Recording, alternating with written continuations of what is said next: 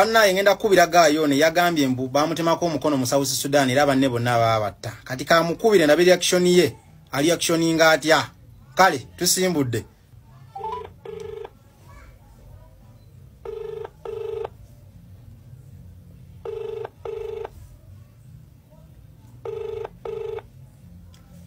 Hello?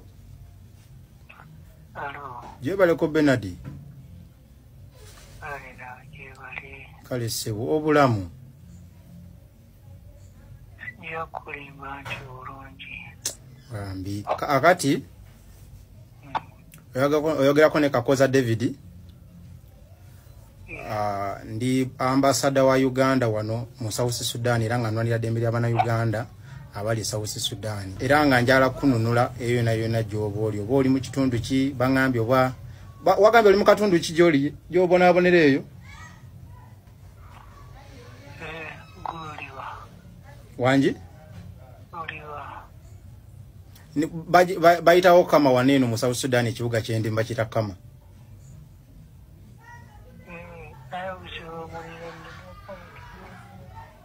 Wanji sebo?